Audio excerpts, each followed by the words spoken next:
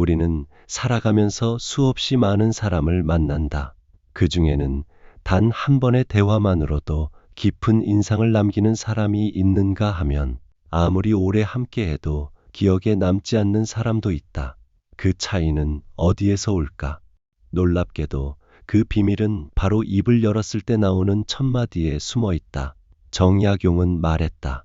말을 많이 하지 말며 격하게 화내지 않는다. 흥분해서 자제력을 잃는다면 결코 그릇이 큰 사람이 되지 못한다. 진짜 품격은 화려한 외모나 명함에 적힌 직함이 아니라 그 사람이 입을 열었을 때 흘러나오는 말 한마디에서 드러난다. 오늘은 듣는 순간 인상이 바뀌는 그 말, 진짜 품격 있는 사람들이 습관처럼 사용하는 표현에 대해 깊이 들여다보려 한다. 생각해보라. 당신은 지금까지 만난 사람들 중에서 유독 기억에 남는 이가 있는가? 그 사람은 어쩌면 눈부시게 아름답지도 엄청난 부를 가지지도 않았을 것이다. 하지만 그와 대화를 나누고 나면 묘하게 마음이 편안해지고 다시 만나고 싶어지는 그런 사람 말이다. 반대로 겉으로는 훌륭해 보이지만 막상 대화를 나누고 나면 왠지 모르게 불편하고 다시는 만나고 싶지 않은 사람도 있을 것이다. 이 두 부류 사이의 결정적 차이는 무엇일까? 바로 말의 품격이다. 품격 있는 사람은 자신도 모르게 상대를 존중하고 배려하는 말을 입에 달고 산다. 그것이 너무나 자연스러워서 마치 숨 쉬는 것처럼 느껴질 정도다. 정약용은 유배지에서 보낸 긴 세월 동안 인간의 본성과 관계에 대해 깊이 사유했다. 그는 수많은 사람을 만나고 관찰하면서 한 가지 진리를 깨달았다. 사람의 됨됨이는 그 사람이 하는 말에서 고스란히 드러난다는 것. 아무리 겉으로 꾸미고 포장해도 입을 열면 그 사람의 내면이 적나라하게 드러나기 마련이다. 그래서 그는 자식들에게 편지를 쓸 때마다 말을 조심하라고, 함부로 내뱉지 말라고, 한 번 더 생각하고 입을 열라고 당부했다. 오늘날에도 이 가르침은 여전히 유효하다. 아니, 오히려 빠르게 돌아가는 현대사회에서 더욱 절실하게 필요한 지혜일지도 모른다. 그렇다면 진짜 품격 있는 사람은 어떤 말로 대화를 시작할까? 그들이 공통적으로 사용하는 표현에는 몇 가지 특징이 있다. 첫 번째로 살펴볼 것은 바로 겸손의 언어다. 품격 있는 사람은 절대 자신을 내세우지 않는다. 제가 잘못 이해한 건지 모르겠는데요. 라는 말로 시작하는 사람을 떠올려 보라. 이 한마디에는 얼마나 많은 배려가 담겨 있는가. 상대방의 말이 틀렸다고 직접적으로 지적하는 대신 자신이 이해를 잘못했을 가능성을 먼저 열어두는 것이다. 이는 단순한 말투가 아니라 삶의 태도다. 공자는 군자는 화합하되 뇌동하지 않고 소인은 뇌동하되 화합하지 못한다고 했다. 진정한 품격은 자신의 의견을 강하게 주장하는 데 있지 않다. 오히려 상대의 입장을 먼저 이해하려 애쓰고 자신이 틀릴 수 있음을 인정하는 겸손함에 있다. 제가 잘못 이해한 건지라는 표현은 바로 이런 겸손함의 발로다. 이 말을 듣는 순간 상대방은 자신이 존중받고 있다는 느낌을 받는다. 방어적이 될 필요가 없어진다.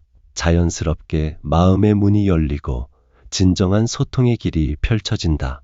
정약용은 허물을 지적하는 말은 나의 잘못을 고백하듯 조심스럽게 해야 겨우 상대에게 닿는다고 말했다. 이 얼마나 깊은 통찰인가. 우리는 흔히 상대의 잘못을 지적할 때 단도직입적으로 말한다. 그건 틀렸어요. 그렇게 하시면 안 됩니다. 제 말이 맞습니다. 이런 표현들은 아무리 내용이 옳다 해도 상대의 자존심을 건드린다. 사람은 자존심이 상하면 귀를 닫는다. 아무리 좋은 조언이라도 받아들이지 않게 된다. 하지만 제가 잘못 이해한 건지라는 말로 시작하면 전혀 다른 분위기가 만들어진다. 상대는 공격받는다는 느낌 대신 함께 문제를 풀어가는 동반자라는 느낌을 받는다. 석가모니는 말은 화살과 같아서 한 번 쏘면 돌이킬 수 없다고 가르쳤다. 품격 있는 사람은 이 진리를 알기에 말을 함부로 쏘지 않는다. 화살을 쏘기 전에 관역을 여러 번 확인하듯 입을 열기 전에 자신의 말이 상대에게 어떻게 들릴지 먼저 생각한다. 그래서 자연스럽게 겸손한 표현을 선택하게 된다. 제가 보기에는, 제 생각에는 혹시 제가 놓친 부분이 있을까요? 같은 표현들이 그들의 입에서 습관처럼 흘러나온다. 이런 말들은 듣는 사람으로 하여금 편안함을 느끼게 한다. 함께 대화하고 싶게 만든다. 두 번째 특징은 배려의 언어다. 품격 있는 사람은 혹시 괜찮으시다면이라는 말을 자주 사용한다. 무엇인가를 부탁하거나 제안할 때 그들은 절대 강요하지 않는다. 상대에게 선택권을 준다. 이렇게 하세요가 아니라 혹시 괜찮으시다면 이렇게 해보시는 건 어떨까요? 라고 말한다. 이 작은 차이가 얼마나 큰 차이를 만들어내는지 아는가? 전자는 명령처럼 들리지만 후자는 제안처럼 들린다. 노자는 최고의 선함은 물과 같다. 물은 만물을 이롭게 하면서도 다투지 않고 사람들이 싫어하는 낮은 곳에 머문다고 했다. 품격 있는 사람의 말투가 바로 이와 같다. 그들은 자신을 내세우지 않으면서도 상대에게 큰 도움을 준다. 강요하지 않으면서도 마음을 움직인다. 혹시 괜찮으시다면이라는 표현에는 상대방의 상황과 감정을 먼저 헤아리는 마음이 담겨 있다. 지금 이 사람이 내 부탁을 들어줄 여유가 있을까? 내가 제안하는 것이 이 사람에게 부담이 되지는 않을까? 이런 세심한 배려가 말 한마디에 녹아 있는 것이다. 현대 사회는 빠르다. 모든 것이 효율과 속도를 중시한다. 그러다 보니 사람들은 점점 직설적으로 변해간다. 이거 해주세요. 저거 가져다 주세요. 빨리빨리. 이런 표현들이 일상이 되어버렸다. 물론 친한 사이에서는 이런 말투도 괜찮을 수 있다. 하지만 처음 만나는 사람에게 또는 아직 친밀하지 않은 관계에서 이런 식으로 말한다면 어떨까? 상대는 무례하다고 느낄 것이고 당신에 대한 인상은 좋지 않을 것이다. 반면 혹시 괜찮으시다면이라는 말을 앞에 붙이면 전혀 다른 느낌이 된다. 같은 부탁이라도 훨씬 더 정중하고 품위 있게 들린다. 세 번째 특징은 존중의 언어다. 품격 있는 사람은 말씀하신 부분에서라는 표현을 자주 쓴다. 상대가 한 말을 먼저 인정하고 존중한다는 의미다. 우리는 대화할 때 종종 상대의 말을 무시하고 자기 주장만 펼치곤 한다. 그건 아니고요. 아니에요. 제 말은 그게 아니라. 이런 표현들은 상대가 한 말을 부정하는 것에서 시작한다. 당연히 상대는 기분이 상한다. 자신의 의견이 무시당했다고 느낀다. 아리스토텔레스는 웅변술의 핵심은 청중이 무엇을 듣고 싶어 하는지 아는 것이다 라고 했다. 품격 있는 사람은 이를 안다. 사람들은 누구나 자신의 말이 경청되고 존중받기를 원한다. 그래서 품격 있는 사람은 상대의 말을 먼저 인정한 후에 자신의 의견을 덧붙인다. 말씀하신 부분 정말 중요한 지적이신 것 같습니다. 거기에 덧붙여서 제 생각을 말씀드리자면이라는 식으로 말이다. 이렇게 하면 상대는 자신이 존중받았다고 느끼고 당신의 의견에도 귀를 기울이게 된다. 정약용은 아무리 좋은 말도 가려서 하고 속 깊은 충고도 살펴서 해라고 했다. 아무리 옳은 말이라도, 아무리 좋은 조언이라도 전달하는 방식이 잘못되면 상대에게 닿지 않는다. 오히려 반감만 살 수 있다. 품격 있는 사람은 이를 알기에 항상 상대를 먼저 세워주고 그 다음에 자신의 의견을 조심스럽게 제시한다. 이것이 바로 진정한 소통의 기술이다. 상대를 이기려 하지 않고 함께 더 나은 답을 찾아가려는 태도. 그것이 품격의 본질이다. 이제 조금 더 깊이 들어가 보자. 왜 이런 말들이 듣는 순간 인상을 바꾸는 걸까? 그 이유는 심리학적으로도 설명할 수 있다. 인간은 근본적으로 존중받고 싶어 하는 존재다. 메슬로의 욕구 단계 이론을 보면 생리적 욕구와 안전의 욕구, 다음으로 중요한 것이 소속감과 존중의 욕구다. 사람들은 자신이 가치 있는 존재로 인정받기를 갈망한다.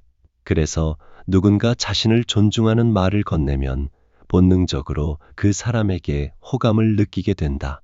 제가 잘못 이해한 건지 혹시 괜찮으시다면 말씀하신 부분에서 이 표현들의 공통점은 무엇인가? 바로 상대를 중심에 두고 있다는 점이다. 자신을 앞세우지 않고 상대를 먼저 생각한다. 이런 태도는 말에서 자연스럽게 드러난다. 그리고 상대는 이를 즉각적으로 감지한다. 아, 이 사람은 나를 존중하는구나. 이 사람은 나와 함께 대화하려 하는구나. 이 사람은 나를 이기려 하지 않는구나. 이런 느낌을 받는 순간 경계심이 풀리고 마음이 열린다. 반대로 생각해보자. 당신이 누군가와 대화하는데 그 사람이 계속 내 생각엔 내가 보기에 내가 옳아, 너는 틀렸어 라는 식으로만 말한다면 어떤 기분이 들까? 아마도 불편하고 답답할 것이다. 대화가 아니라 일방적인 주장을 듣는 느낌일 것이다. 그래서 자연스럽게 그 사람을 피하고 싶어진다. 이것이 품격 없는 말투가 만들어내는 결과다. 아무리 그 사람이 실제로는 좋은 사람이라 해도 말투 하나 때문에 모든 것이 망가질 수 있다. 네 번째 특징은 감사의 언어다. 품격 있는 사람은 감사 표현을 아끼지 않는다. 시간 내주셔서 감사합니다. 말씀 들려주셔서 감사합니다. 배려해 주셔서 감사합니다. 이런 말들이 그들의 입에서 자연스럽게 흘러나온다. 감사는 단순한 예의가 아니다. 그것은 상대의 존재와 노력을 인정하는 행위다. 당신이 시간을 내줬다는 것, 말을 들려줬다는 것, 배려를 해줬다는 것, 이 모든 것이 당연한 게 아니라 감사할 일이라고 인정하는 것이다. 소크라테스는 감사할 줄 모르는 것은 인간이 저지를 수 있는 가장 큰 악덕이다 라고 했다. 현대 사회에서 우리는 너무 많은 것을 당연하게 여긴다. 누군가 나를 위해 시간을 내는 것, 말을 들어주는 것, 도움을 주는 것, 이 모든 것이 사실은 특별한 선물인데도 말이다. 품격 있는 사람은 이를 안다. 그래서 작은 것에도 감사를 표현한다. 이런 태도는 상대방에게 깊은 인상을 남긴다. 이 사람은 진심으로 나를 소중히 여기는구나 라는 느낌을 주기 때문이다. 감사의 말은 또 다른 효과도 있다. 그것은 긍정적인 분위기를 만든다는 것이다. 불평하고 원망하는 말은 공기를 무겁게 만든다. 반면 감사하는 말은 공기를 가볍게 만든다. 사람들은 본능적으로 긍정적인 에너지가 있는 곳으로 끌린다. 그래서 감사를 잘 표현하는 사람 주변에는 자연스럽게 사람들이 모인다. 그들과 함께 있으면 기분이 좋아지기 때문이다. 이것이 바로 품격의 힘이다. 화려하지 않아도, 많은 것을 가지지 않아도 사람들이 저절로 따르게 만드는 힘. 다섯 번째 특징은 위로의 언어다. 품격 있는 사람은 상대가 힘들어할 때 힘드셨겠어요. 많이 속상하셨을 것 같아요 라는 말을 건넨다. 해결책을 급하게 제시하지 않는다. 조언을 먼저 쏟아내지 않는다. 그저 상대의 감정을 인정하고 공감해 준다. 이것이 얼마나 큰 위로가 되는지 아는가? 사람들은 종종 누군가 자신의 문제를 해결해 주길 바라는 게 아니다. 단지 자신의 마음을 알아주길, 공감해 주길 바랄 뿐이다. 칼 로저스는 인간 중심 상담에서 공감적 이해의 중요성을 강조했다. 상대방의 입장에서 상대방의 시각으로 세상을 바라보려는 노력. 그것이 진정한 소통의 시작이라는 것이다. 품격 있는 사람은 이를 실천한다. 상대가 힘들어하면 그럴 수도 있지. 별것 아니야 라고 쉽게 넘기지 않는다. 정말 힘드셨겠어요. 그런 상황이라면 저도 많이 속상했을 것 같아요 라고 말하며 진심으로 공감한다. 이 한마디가 때로는 100마디 조언보다 더 큰 힘이 된다. 우리는 살면서 수많은 어려움을 겪는다. 그리고 그 어려움 속에서 가장 그리운 것이 무엇인지 아는가? 바로 누군가의 따뜻한 위로다. 괜찮아. 다 잘 될 거야 라는 무책임한 말이 아니라 힘들구나. 많이 아팠구나 라고 진심으로 내 아픔을 알아주는 말. 그런 말을 건네는 사람 곁에서 우리는 비로소 마음을 내려놓을 수 있다. 그리고 그런 사람을 잊지 못한다. 평생 기억에 남는다. 이것이 바로 품격의 또 다른 모습이다. 6번째 특징은 신중의 언어다. 품격 있는 사람은 제가 잘 모르는 부분이라 라고 솔직하게 말할 줄 안다. 모든 것을 아는 척하지 않는다. 자신의 한계를 인정한다. 이것이 얼마나 용기 있는 행동인지 생각해보라. 우리는 흔히 모른다는 것을 약점으로 여긴다. 그래서 아는 척을 한다. 확실하지 않은 것도 확실한 것처럼 말한다. 하지만 이는 결국 신뢰를 무너뜨린다. 나중에 거짓이 드러나면 그 사람에 대한 신뢰는 완전히 사라진다. 공자는 아는 것을 안다 하고 모르는 것을 모른다 하는 것이 진정한 알미다 라고 했다. 품격 있는 사람은 이 지혜를 실천한다. 자신이 확실히 아는 것과 모르는 것을 구분한다. 그리고 모를 때는 솔직하게 인정한다. 죄송하지만 제가 잘 모르는 분야입니다. 확실하지 않아서 함부로 말씀드리기 어렵네요. 이런 표현들은 오히려 신뢰를 높인다. 이 사람은 정직하구나. 확실한 것만 말하는구나 라는 인상을 주기 때문이다. 현대는 정보의 홍수시대다. 모든 사람이 전문가인 척한다. 인터넷에서 몇 줄 읽고는 마치 그 분야의 전문가처럼 떠든다. 하지만 진짜 전문가는 오히려 겸손하다.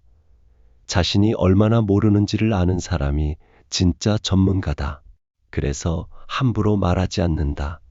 신중하게 말한다. 제가 알기로는 제 경험에 비춰볼 때라는 표현을 쓰며 자신의 말에 책임을 진다. 이런 태도가 바로 품격이다. 7번째 특징은 경청의 언어다. 품격 있는 사람은 말씀 계속 들려주세요 라고 말한다. 상대가 말하는 중간에 끼어들지 않는다. 자기 얘기를 하고 싶어서 안달하지 않는다. 그저 상대의 이야기에 귀 기울인다. 그래서요. 그 다음에는요. 더 말씀해 주시겠어요? 처럼 상대가 계속 말할 수 있도록 격려한다. 이런 태도는 상대방에게 엄청난 만족감을 준다. 이 사람은 진짜 내 이야기에 관심이 있구나 라고 느끼게 만든다. 에픽테토스는 우리는 입이 하나이고 귀가 둘인 이유를 생각해야 한다. 말하는 것보다 듣는 것을 2배로 해야 한다는 뜻이다 라고 했다. 하지만 현실은 어떤가? 대부분의 사람들은 듣기보다 말하기를 더 좋아한다. 상대가 말하는 동안에도 자기가 무슨 말을 할지 생각하느라 정작 상대 말은 제대로 듣지 않는다.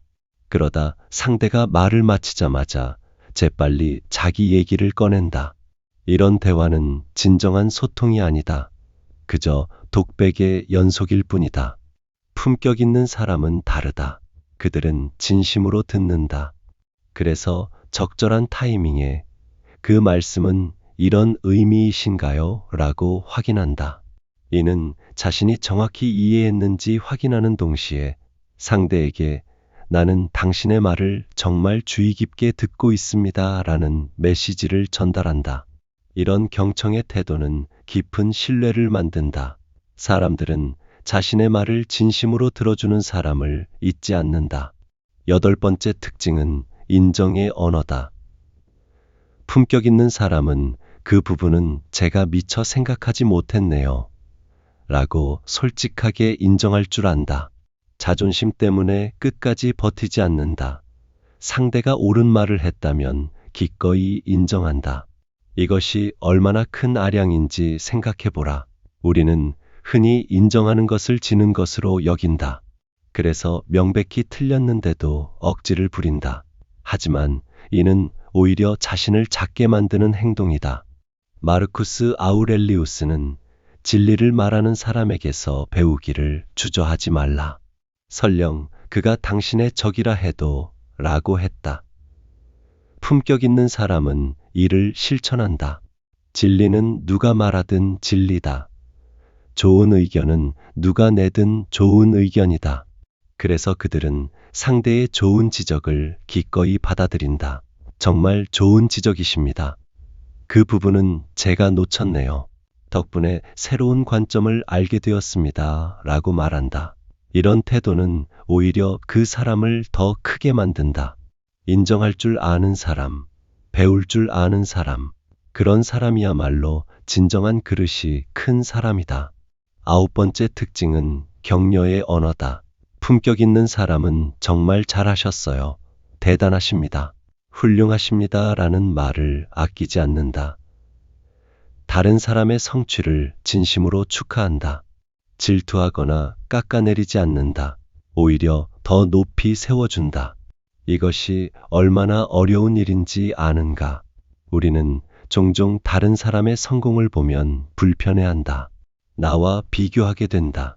그래서 속으로 깎아내린다. 별것 아니야. 운이 좋았을 뿐이야. 나도 할 수 있어.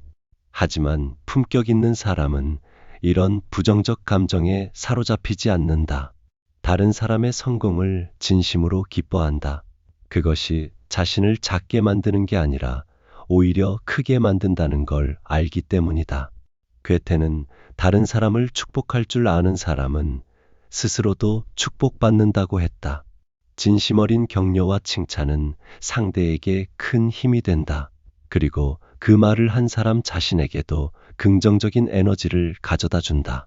이것이 바로 품격의 선순환이다. 10번째 특징은 사과의 언어다. 품격 있는 사람은 제가 잘못했습니다. 죄송합니다.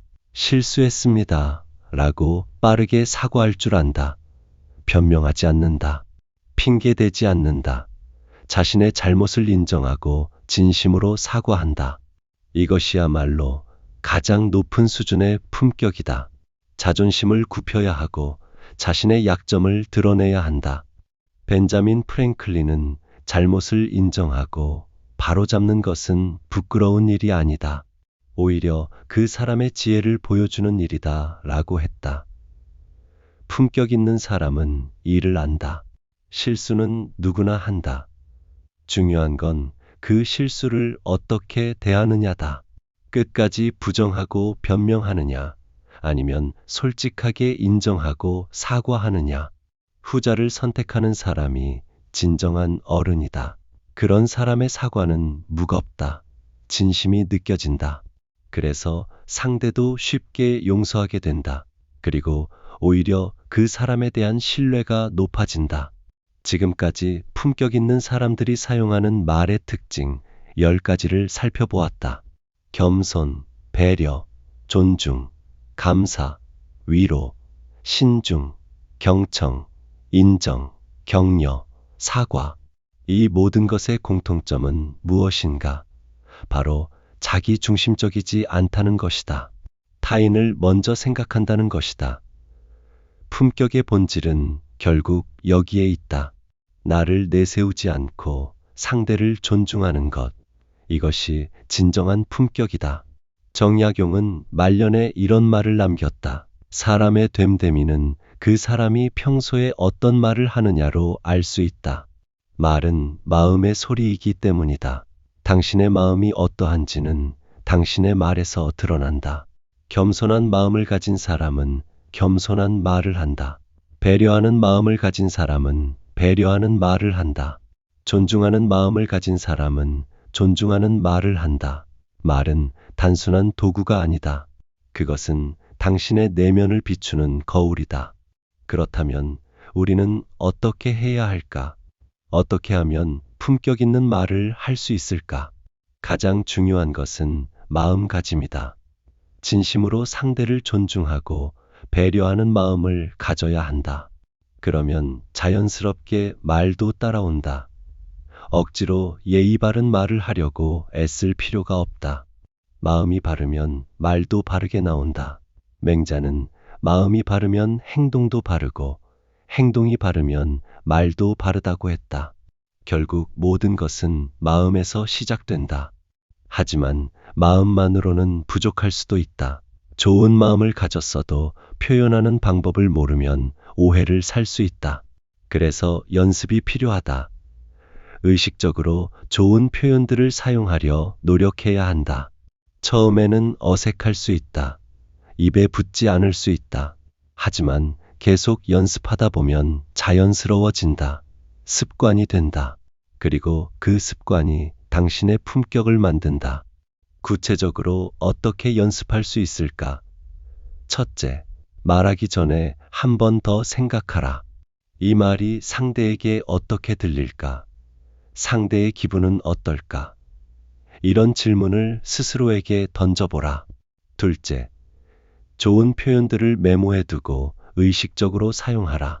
제가 잘못 이해한 건지 혹시 괜찮으시다면 말씀하신 부분에서 같은 표현들을 일상 대화에서 사용해 보라.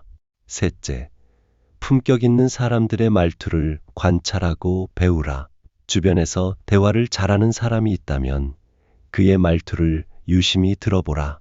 어떤 표현을 쓰는지, 어떤 태도로 말하는지. 넷째, 듣는 연습을 하라. 말을 잘하는 것 못지않게 중요한 게 듣는 것이다. 상대가 말할 때 진심으로 집중하라.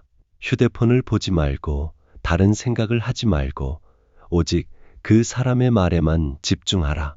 그러면 자연스럽게 적절한 반응이 나온다. 다섯째, 감사와 칭찬을 습관화하라. 하루에 3번씩 누군가에게 진심으로 감사하거나 칭찬하는 말을 해보라. 처음에는 어색해도 계속하다 보면 자연스러워진다. 여섯째, 자신의 대화를 녹음해서 들어보라. 이것은 매우 효과적인 방법이다. 자신이 어떻게 말하는지 객관적으로 들으면 많은 것을 깨닫게 된다. 내가 이렇게 말했구나. 이 부분은 좀 무례하게 들리네. 여기서 끼어들었구나. 이런 깨달음들이 변화의 시작이 된다. 일곱째, 책을 많이 읽으라. 좋은 책은 좋은 표현의 보고다. 특히 고전을 읽으면 품격 있는 언어를 자연스럽게 접할 수 있다. 정약용의 글, 다산의 시, 고전 명작들, 이런 책들을 읽다 보면 저절로 언어 감각이 세련되어진다. 여덟째, 화가 날 때 즉시 반응하지 말라. 감정적일 때 내뱉은 말은 거의 항상 후회를 남긴다. 화가 나면 일단 멈추라. 심호흡을 하라. 10초만 기다려도 상황이 달라진다. 그리고 차분하게 말하라. 지금 화가 나서 감정적으로 말할 것 같으니 잠시 후에 다시 이야기하면 안 될까요? 이렇게 말할 수 있다면 당신은 이미 높은 수준의 품격을 갖춘 것이다. 아홉째, 다른 사람에 대해 함부로 말하지 말라. 특히 그 사람이 없는 자리에서 험담하지 말라. 이는 당신의 품격을 떨어뜨린다. 뿐만 아니라 그 말이 결국 그 사람에게 전달되기 마련이다. 열째, 약속을 지키라. 말과 행동이 일치해야 한다. 아무리 말을 품격 있게 해도 약속을 지키지 않으면 아무 소용이 없다. 그렇게 하겠습니다라고 말했으면 반드시 그렇게 해야 한다. 말과 행동의 일치, 이것이야말로 최고의 품격이다. 정약용은 이를 언행일치라 불렀다. 말과 행동이 하나가 되는 것, 이것이 진정한 군자의 모습이다. 이 모든 것을 실천하기는 쉽지 않다. 하지만 불가능하지도 않다. 중요한 건 시작하는 것이다. 오늘부터, 지금부터 한 가지씩 실천해보라. 오늘은 제가 잘못 이해한 건지라는 표현을 한번 써보라. 내일은 누군가에게 진심으로 감사를 표현해보라. 모레는 다른 사람의 말을 끝까지 경청해보라. 이렇게 하루하루 작은 변화를 만들어 가다 보면 어느새 당신은 품격 있는 사람이 되어 있을 것이다. 품격은 하루아침에 만들어지지 않는다. 그것은 오랜 시간에 걸친 노력의 결과다. 매일 조금씩 나은 말을 하려 노력하고 매 순간 상대를 존중하려 애쓰고 늘 겸손한 마음을 유지하려 다짐하는 것. 이런 작은 노력들이 쌓여서 결국 큰 품격을 만든다. 노자는 천리 길도 한 걸음부터라고 했다. 품격의 길도 마찬가지다. 한마디, 한 표현부터 시작하는 것이다. 그리고 기억하라. 품격 있는 말은 단순히 예의 바른 말이 아니다. 그것은 상대를 진심으로 존중하고 배려하는 마음에서 우러나오는 말이다. 형식만 갖춘 공손함은 쉽게 들통난다. 진심이 없는 말은 공허하다. 하지만 진심이 담긴 말은 다르다. 서툴더라도 완벽하지 않더라도 그 진심은 상대에게 전달된다. 그래서 가장 중요한 것은 결국 마음이다. 진심으로 상대를 존중하는 마음. 그 마음만 있다면 말은 저절로 따라온다. 생각해보라. 당신이 만나고 싶은 사람은 어떤 사람인가? 화려한 외모를 가진 사람, 많은 재산을 가진 사람, 높은 지위에 있는 사람. 물론 이런 것들도 매력적일 수 있다. 하지만 진정으로 오래 함께하고 싶은 사람은 따로 있다. 그것은 나를 존중해주는 사람, 나를 이해해주는 사람, 나의 말에 귀 기울여주는 사람이다. 그런 사람과 함께 있으면 마음이 편안하다. 있는 그대로의 내가 받아들여진다는 느낌을 받는다. 이것이 바로 품격의 힘이다. 우리 모두는 그런 사람이 될 수 있다. 외모를 바꾸는 것은 어렵고 재산을 늘리는 것도 쉽지 않고 지위를 얻는 것은 더더욱 힘들다. 하지만 말을 바꾸는 것은 가능하다. 오늘부터 당장 시작할 수 있다. 돈도 들지 않고 특별한 재능도 필요 없다. 오직 의지와 노력만 있으면 된다. 그리고 그 작은 변화가 당신의 인생을 바꿀 수 있다.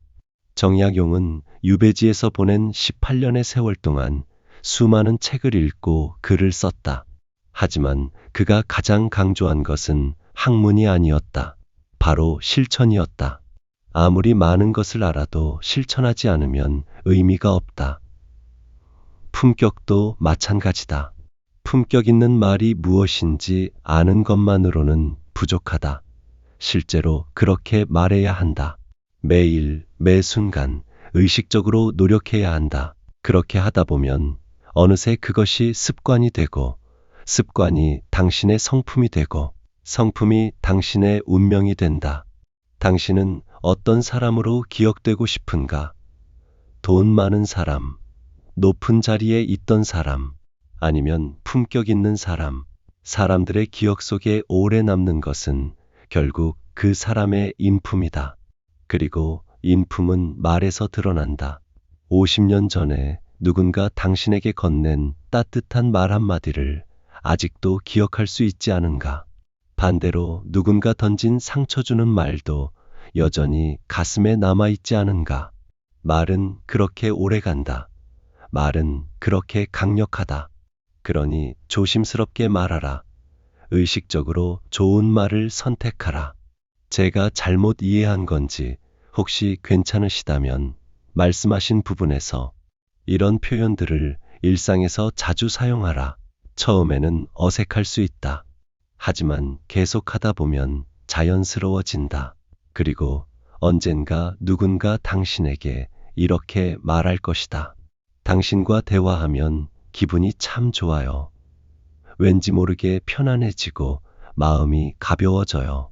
그때 당신은 알게 될 것이다. 진짜 품격이 무엇인지를. 마지막으로 기억하라. 품격은 남을 위한 것이 아니다. 그것은 궁극적으로 당신 자신을 위한 것이다. 품격 있게 말하는 사람은 품격 있는 관계를 만든다. 품격 있는 관계는 품격 있는 삶을 만든다. 그리고 품격 있는 삶은 행복한 삶이다. 당신이 세상을 대하는 방식이 결국 세상이 당신을 대하는 방식이 된다. 정약용의 말처럼 내 마음이 삐뚤면 세상도 삐뚤어진다. 세상을 바꾸고 싶다면 나의 마음부터 바로 잡아라. 오늘의 이야기는 여기까지입니다. 이 영상이 도움이 되셨다면 구독과 좋아요 버튼을 눌러주시고 주변의 소중한 분들과도 함께 나눠주세요. 다음에도 정약용 선생의 지혜로운 가르침과 함께 인생에 의미 있는 이야기들을 전해드리겠습니다. 오늘도 건강하시고 행복하세요. 감사합니다.